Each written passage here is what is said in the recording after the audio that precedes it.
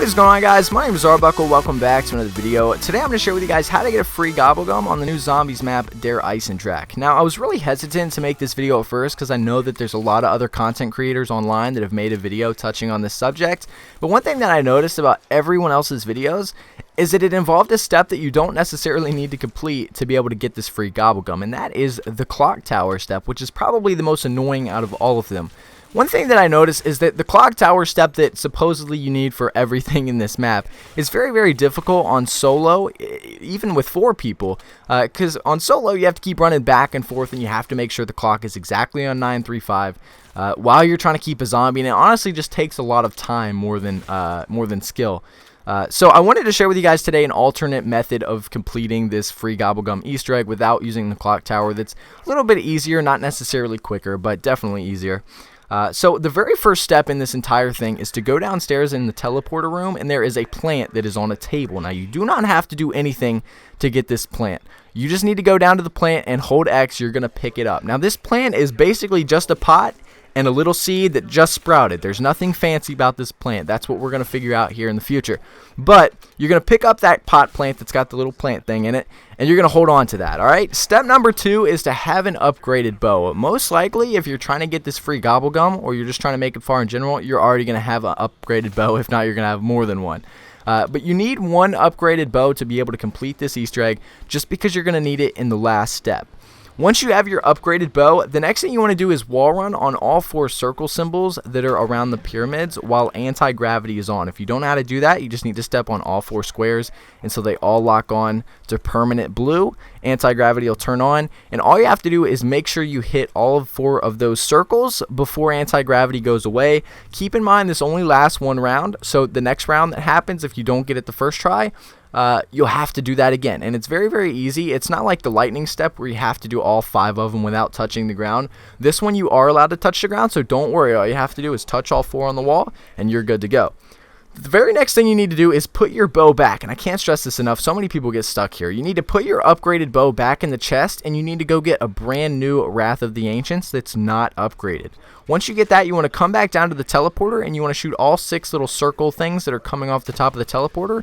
And you know that you did every previous step correctly if those balls are turning from blue to orange. Now, once you turn all 6 of those little balls orange, you're going to hear a Margwa scream. It's really creepy.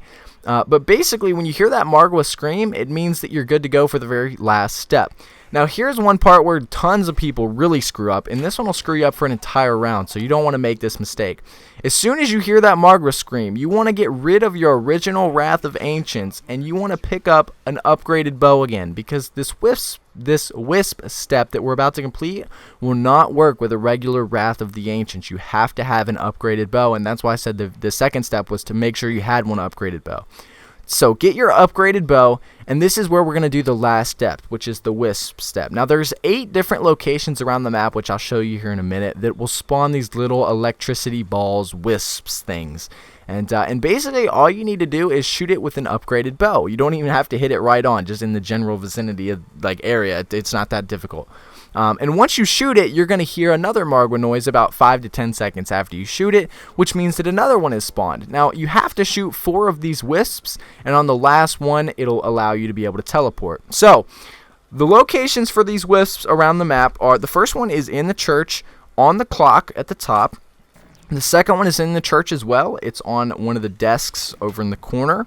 The third one is on a table that's upstairs in the barracks that leads to the church. The fourth one is on a post that's next to the power switch. You can't miss it. The next one is on the globe just after passing Samantha's room from the spawn. The next one is on the room, or is in the room above Double Tap in the corner.